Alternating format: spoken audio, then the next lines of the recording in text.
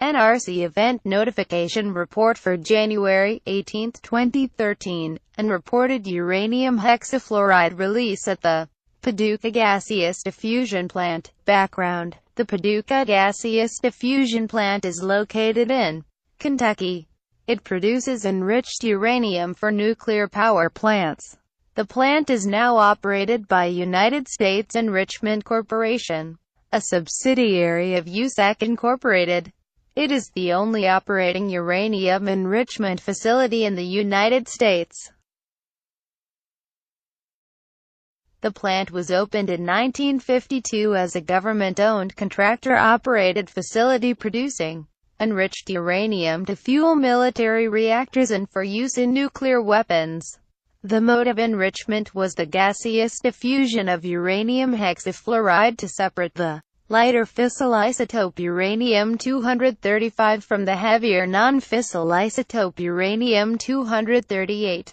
Plant operations have contaminated the site with uranium trichloroethylene, PCBs, technetium-99, which is a radioactive fission product which in 1988 was found even in drinking water wells in McCracken County, Kentucky. The Paducah Gaseous Diffusion Plant is a true environmental disaster and an American nuclear tragedy. An American Nuclear Tragedy is a wonderful documentary that shows the effects of this man-made monstrosity on people and the environment. There are no nuclear plants in Kentucky except for this hideous death plant that keeps contaminating the state of Kentucky. NRC Event Notification Report for January 18, 2013, and reported uranium hexafluoride release at the Paducah Gaseous Diffusion Plant. This report is titled as a late report as the radioactive gas releases occurred on December 22, 23, and 29, 2012 but were conveniently not reported until January 17, 2013 and posted on the NRC website on January 18, 2013. During December 2012, the C-360 toll transfer and sample building experienced 3 incidents where the laboratory process gas leak detection system was actuated.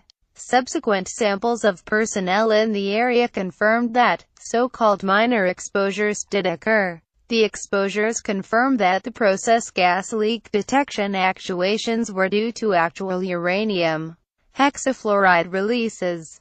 Investigation and testing found that the first 2 incidents were caused by a pinhole leak in instrument tubing. The third incident was caused by leakage around the stem of an instrument valve.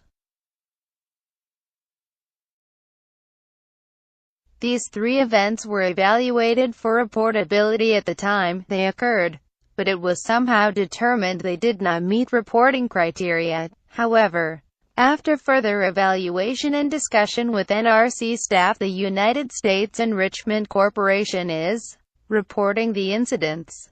Kudos to the NRC staff for not letting the United States Enrichment Corporation get away with it. Better later than never. Bioassay results showed a detectable exposure, with confirmation of a leak. Helium leak detection was utilized to find the small pinhole leak that caused first 2 incidents. The third incident was due to leakage around a valve stem that was discovered by soap testing the valve and evidence of some visible oxides on the valve stem.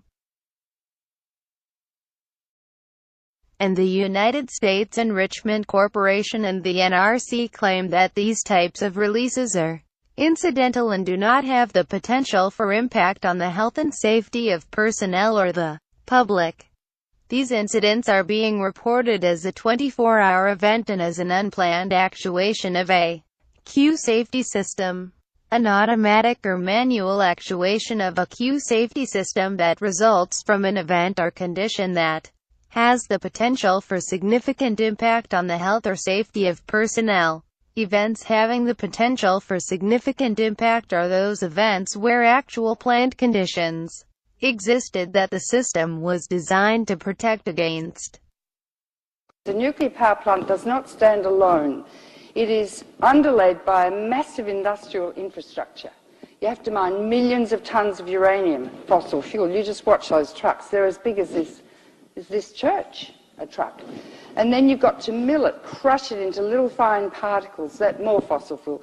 And then the uranium is enriched in America and at Paducah. They use two 1,500 megawatt coal-fired plants to enrich the uranium.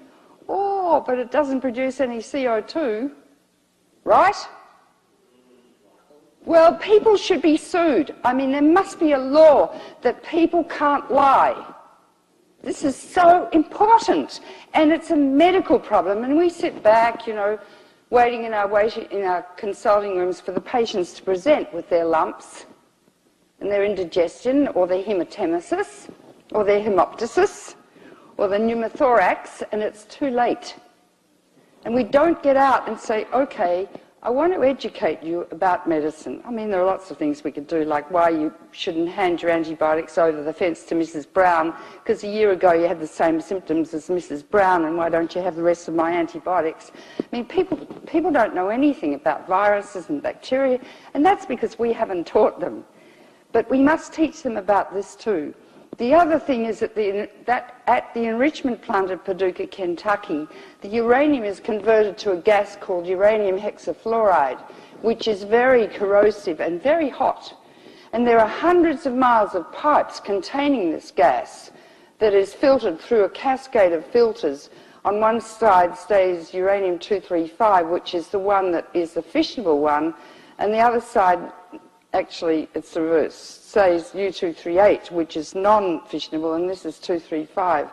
235 is present in 0.7% in natural uranium and must be enriched to 3% for use in reactors, over 50%, and you've got bomb-grade material, and the bomb dropped on Hiroshima was a uranium bomb.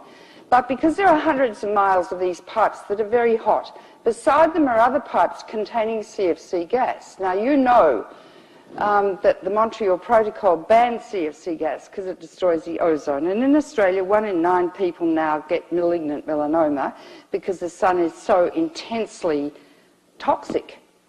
And, you know, old people are just absolutely covered in SCCs and BCCs. I mean, you sit in a dermatology clinic, it's unbelievable. That's from the sun. And we are very racist in Australia.